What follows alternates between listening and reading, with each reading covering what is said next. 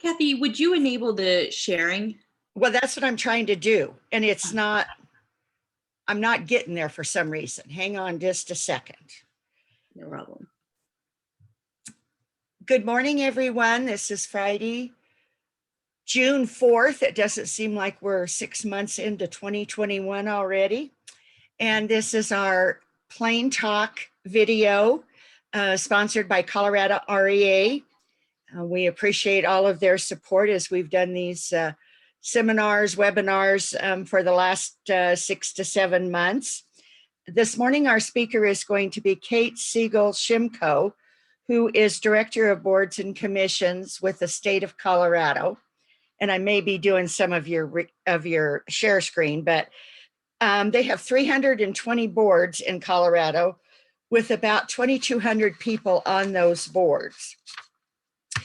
Kate has always been very good about calling Pro 15 to see if we have any names for her, if when they're looking for a specific Northeast Colorado rep or somebody that's into a specific industry that might come from our area. But I thought it would be nice to actually hear from them and find out what's going on. So now I'm going to let Kate talk, and I'm going to attempt to share my screen, which says I should be able to do that. Well, thank you. I think you just got it, Nikki. Thank you so much for having me here today. I really appreciate it. Oh, look at that. Now we can share. Fabulous. So as I said, thank you, Kathy, for joining us today. And some of you may not know this, but Kathy is on our one of our boards, our community colleges system board. And we're so happy to have her on there. She's fabulous. So on top of that, she's always been a great resource. As she mentioned, we've chatted a number of times when we're trying to find different people for different boards. So thank you again, Kathy, for all of your commitment to help us with that. So I figured I'd start with just a little bit about me since we're going to be here all together. I'm Kate. I am the Director of Boards and Commissions. Those are my two kiddos, Grace and Leland, and the giant dog. And I've been the Director of Boards and Commissions for the governor's office since his inauguration in 2019, but I've actually worked for the governor for about a decade now in various political roles, and then moved over to the government side when he was elected governor. So Colorado native, I love this state. I'm so passionate about everything that we can do to make it better. So Kathy sort of mentioned this, and maybe Kathy should just give the talk, but what are boards and commissions? Truthfully, when I started this role, I had no idea what boards and commissions were.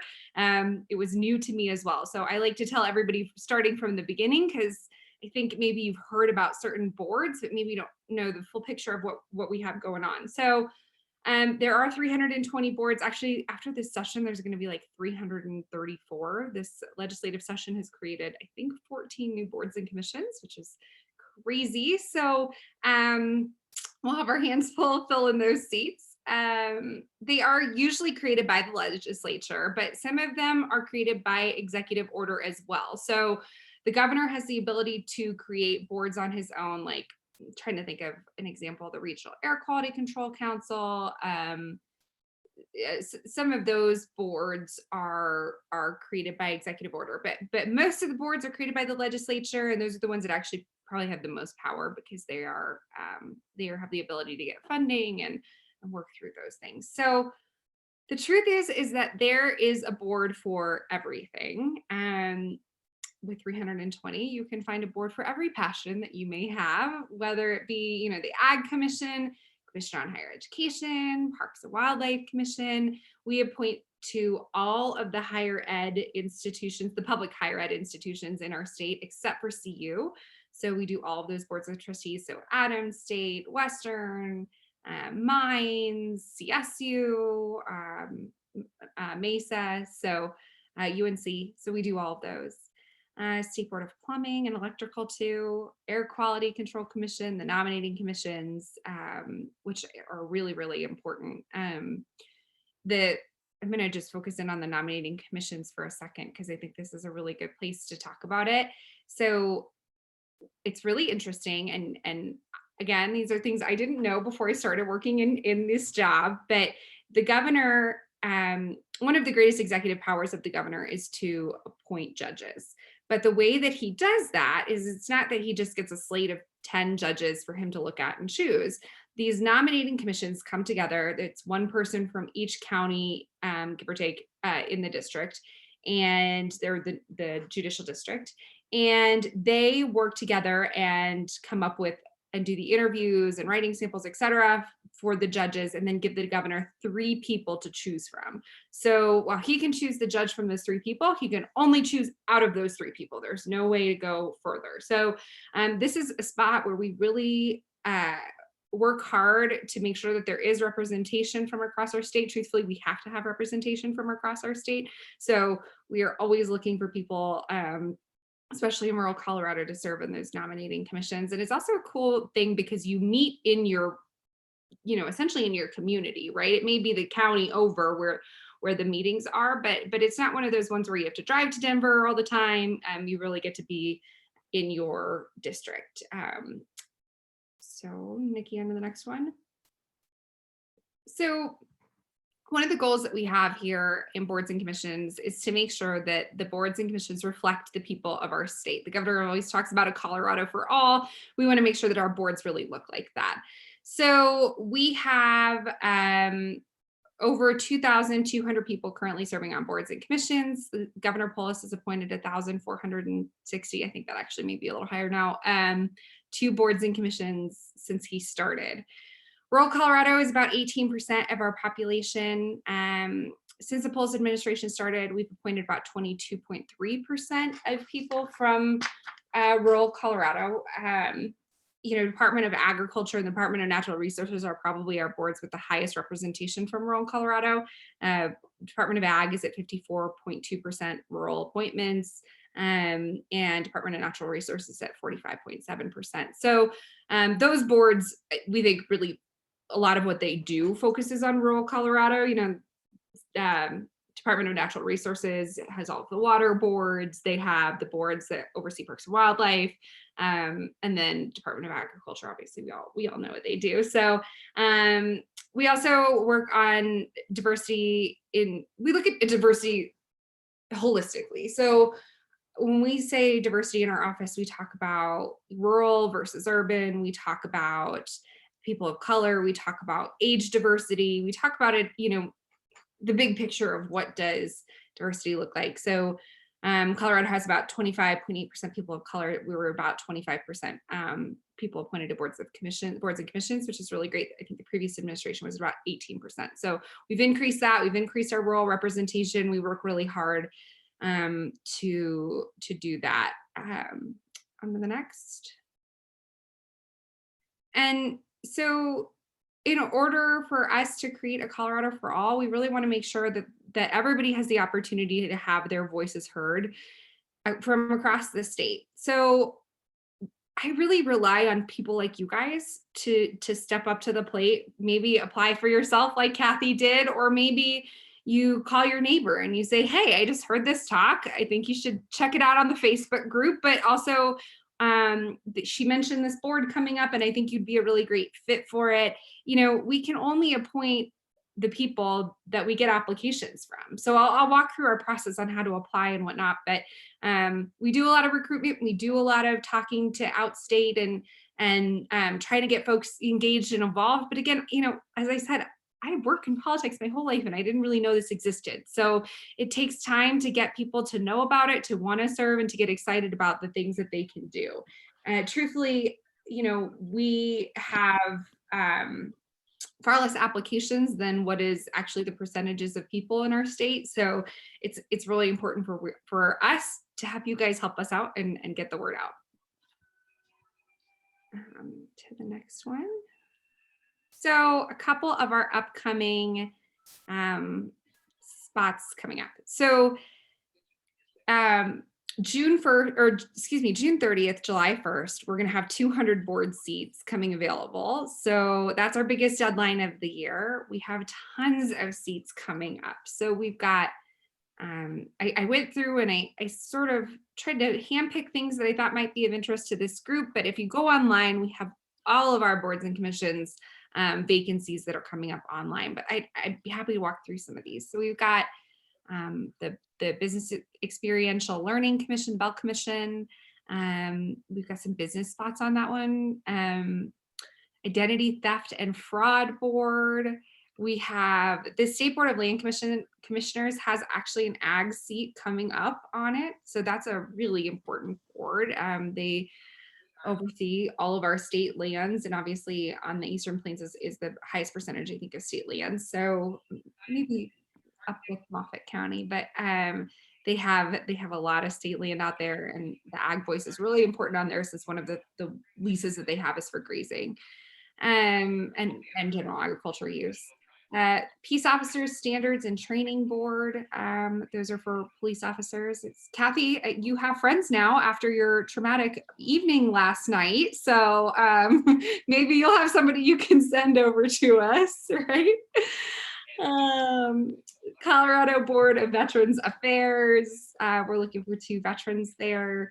Water and Wastewater Facility Operator Certification Board, State Board of Examiners of Well Construction, Assessment Appeals Board, the Banking Board has some spots. It's important to make sure that we have rural representation on really every board, but especially in banking. Beef Council Authority, Conservation Easement, Council on Industries, the Electrical Board. Council on Creative Industries is a really cool board. I think that they do some really interesting work, and they've been trying to work more in rural areas, and so I think that that could be a really great spot for somebody. It's an interesting combination between economic development and creative industries, so they work to merge the two, which I think is really terrific. The Electrical Board has some spots for electricians, general contractors, etc. Fire Service and Training Advisory Board, and Colorado Commission on Higher Education is a really important board. They oversee the higher education, holistically, so not just for a specific school, but they look at the policies that affect all of the schools in the state, which I think is obviously incredibly important.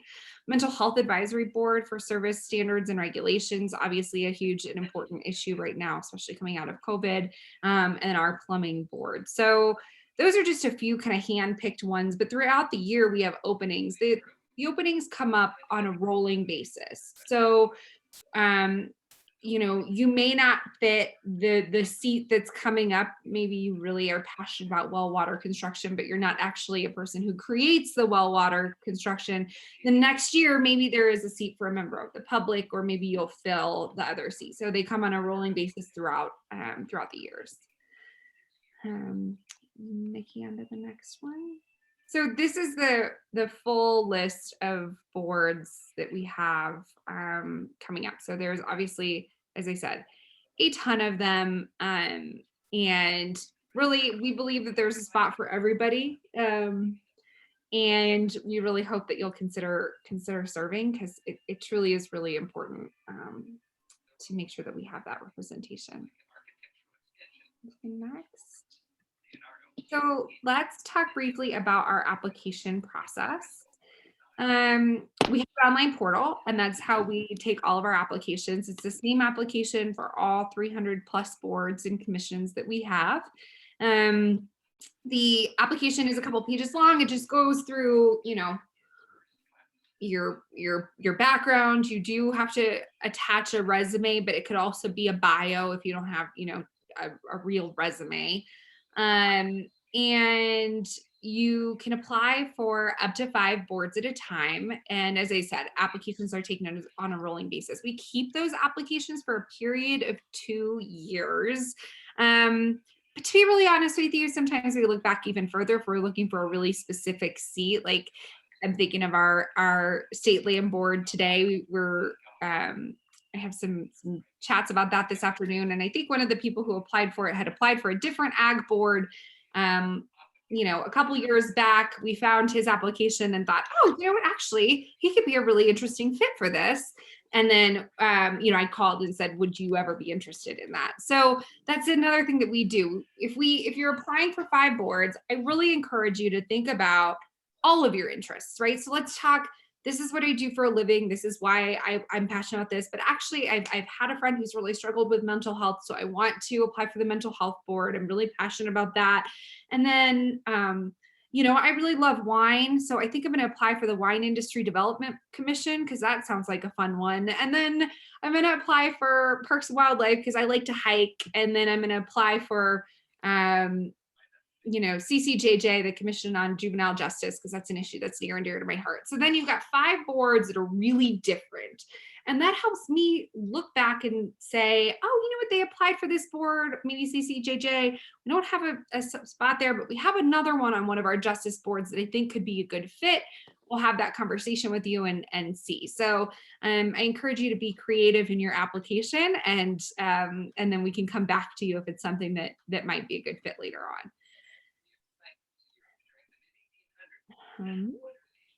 So here's my contact information, and this is the directory. So online we have our boards and commissions directory that has all the boards listed. We also have online the blue book, which I was just looking behind me. I thought I had one, but I don't. But if you've been around these kind of conversations, I'm sure Kathy has seen our blue book in the past. We didn't print them this year due to COVID, and so we have it online. And in the blue book, it'll say, this is the board coming. It's done by date. So this is the date that the board has a vacancy. This is the congressional district it needs to be in. We're looking Republican or Democrat. So I guess that's one thing I should probably talk about. So these boards have often very, very specific requirements. So it'll say you can only have 5 of the same political party. You need 2 people west of the Continental Divide. You need, I always joke, it's like 1 person who knows how to hula hoop and jump at the same time, but they are pretty specific requirements. And so, while I may think that you're the best fit in the whole world for one of our boards, but you're, a Democrat or you're a Republican and we already have too many of one of those, it won't statutorily fit. So we'll keep your application, and then we'll have a conversation with you next year, maybe when we're able to put a different party affiliation on there. Or you don't live, west of the Continental Divide, so we can't do it this time, but we could do it for next time. Like I'm thinking of Parks and Wildlife right now, we have to have west of the Continental Divide for one of our seats coming up. So, we have to think about those sorts of things as well. And those are the constraints that we have. But when you go online onto our blue book, you'll see some of that. And then we're always here to answer your questions. We'd love to chat with you and think through what spots might be better fits or good fits, or all of that. Kathy knows we've had those conversations, and that's something that we're really here for you to do. So and I think that's the end of my presentation. Nikki, is that all I've got? Yes. So if you want to stop sharing, and I'm happy to take any questions that you guys may have and talk through anything that you're thinking about, if you have questions. Okay, does anybody have any questions this morning?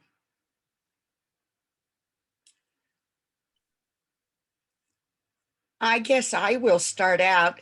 I know the ones for the Western Slope positions are usually pretty well defined. I think that's years of those guys over there advocating and making sure it says west of the Continental Divide. The Eastern Plains is a little harder to divide because, well, somebody might consider Brighton rural. That's not necessarily what we consider rural. So how do you look at the eastern part of the state, and what is there, like a list of counties you consider rural, or a list of towns? Or yeah, so you mean for our statistics that we talked about a little bit? Right. So if it says you need 2 rural representatives from each part of the state, we don't have a Continental Divide. Yeah. Here we've got, maybe it could be Highway 85 and east or something like that. We worked with just for us to do our statistics, we worked with the state demographer on what they considered to be rural Colorado. So she gave us that list of counties, and we worked it through with her. I don't think Brighton would be in that list because it's in Adams. It's in Adams, yeah. So, so that's sort of how we worked through it. Of course, it's not a perfect process. But we try to be as cognizant as we can. I think that there's also something we said that counties are really different and sometimes really big, right? Like Weld County has Greeley, which is a city of some sort, and then also it has a lot of rural areas in it. So it's sort of a combination of working through those. I think actually Greeley doesn't technically count in our rural statistics, Nikki, because it has a high population in some of the city parts of it too. So, so yeah, it's not a perfect process. We do our best to be, thoughtful about those things, but we also try to think about the people individually, right? You may not live in exactly what somebody may consider a rural county, but you might have, 250 acres. That's, a nice chunk of land that you can do something. I think, the difference between like cattle ranching and then fruit farming, right? On a fruit farm, you don't really need that much land. Like in for peaches is 35 acres is actually a pretty solid peach farm, but that would be hardly anything for a cattle rancher. So it is sort of a question, and it's something that we try to look on an individual basis as well. Well, and I just know that's a question that comes out in my area all the time. Yeah. If it says ag production, well, there's a lot of ag production right up close to the Front Range. Yeah. So it's obvious that there's a lot of kind of detailed requirements for each of these boards. Yeah. And each one is different too, Kathy. So what's so interesting is that not one is all the same. So we have to look at case law too, and go back and say, what is the actual meaning of what they're trying to talk about here? I think about Parks and Wildlife, you have to own or lease the land that you then sell the commodity off of the land for. That one's really, really specific. Other ones, it's just a general knowledge of agriculture. So each one has a really different requirement of what is technically those seats. So we try to really dig into that with our attorneys too, and get a full understanding of what the law tells us to do. But we also want to make sure that the people that we have are representing the communities that they're supposed to be representing. And so that's really, really important when we look at that. So yeah, it's definitely something that we work on. And again, I think it's hard. I think about the state land board specifically, and it's a really big time commitment. And oftentimes when you have a ranch that you're working on every day, or a farm, it's a hard time commitment to take on. So oftentimes that seat turns over every 4 years, because after 4 years, like you got to go back to doing your real job, which is sort of interesting. So we try to be really cognizant of that too. I think one positive out of COVID has been that our board meetings are often more virtual now, or at least going to move into a hybrid model, which will allow for people who are out of state to work on these issues or work on these boards without having to drive in. The other thing that I found interesting was the applying to at least 5 boards of varied interest. And I think, and I know I did the same thing, you've got one in your head that you'd really, really like to be on that board. And you don't think about how we could represent our region if we had somebody on every one of those boards, all 320 of them, from the plumber to the creative arts to the, we think in terms of ag and air quality and oil and gas, those things that are big for our economy, but all those other boards have a connection to how we do things out here. Yeah, absolutely. And as I said, then it helps me, right? Because because I'm Kathy, I keep like going back to you, but you're who I'm looking at. And, you know, I don't think you initially had applied for the community colleges board, but we looked at your resume and said, well, actually you do have some experience in this realm and I think you would be a great fit. And then we called you up and said, hey, would you ever consider this? And so I would have never thought that I would be qualified for the board. I'll be honest.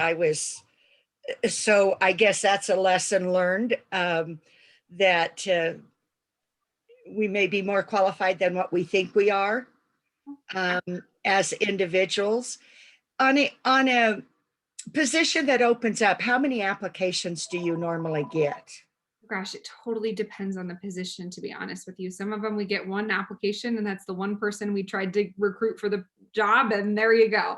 Some of them will get, I mean, I would say like the dentist board, for some reason, the dentists are really great at applying for boards and commissions. I think we got like 55 last year for one of our dental seats that was coming up. That's a lot. We don't normally get that many. And as I said, oftentimes it's really recruiting and trying to make sure that we find the right person for the right seat. So it's not as many as you think. And you really do have a great chance of serving on a board if you apply and you reach out to us. Like, we want to find a place for you because we agree. We need to make sure that we have that representation on our boards. I mean, only 8.3% of our applications that we received were from rural Colorado. And that's not a very high percentage. And when you look at what we actually appointed, you know, that there's a pretty big discrepancy there. So your chances are higher. And then if we were talking about, you know, actual applications from the Eastern Plains, and again, our math is a little hard on this because it's, you know, what it technically counts at it, but I'll say from the demographer's point, it was less than 1% of our applications came from the Eastern Plains. So we, you know, there's only so much that we can do. I'll do these talks. I want to reach out to you guys, but we really do need your help to get the word out.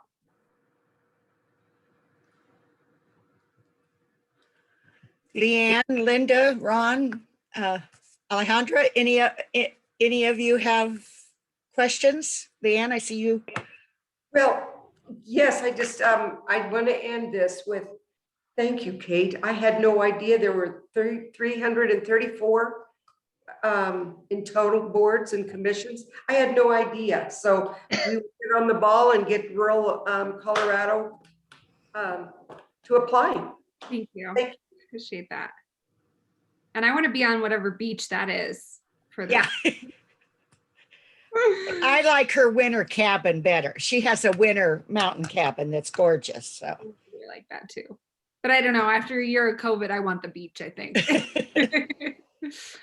I'm sorry I'm late. I apologize. Kate, do you have a listing of those boards? Did I somewhere? Where is that? Yeah, so Nikki just put it in the chat actually. Okay, great.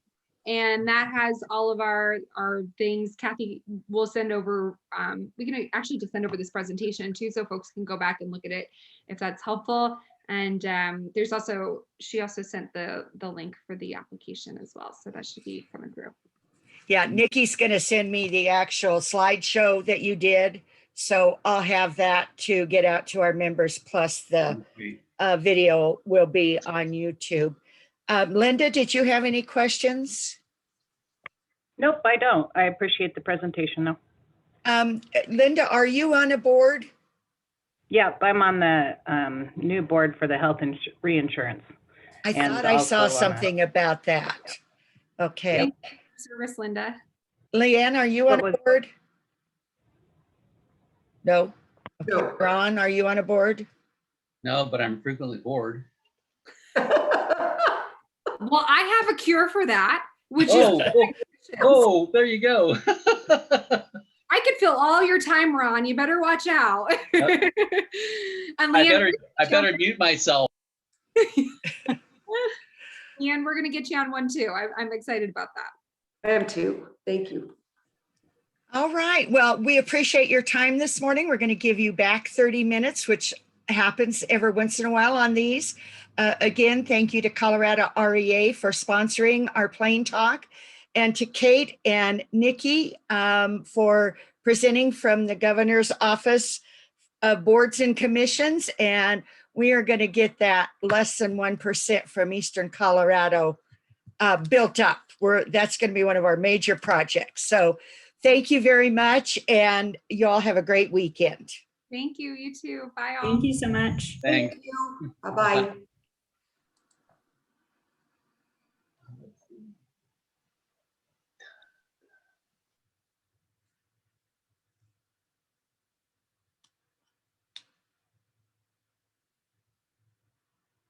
I thought I'd let you on before I clicked it off. We're done. Oh, damn. Sorry for that. But I didn't want to end the meeting before you got logged on. I saw you coming in. So I'll have the slideshow and everything up here in a little bit. It was really good. Okay, I'm so sorry. I missed. I had another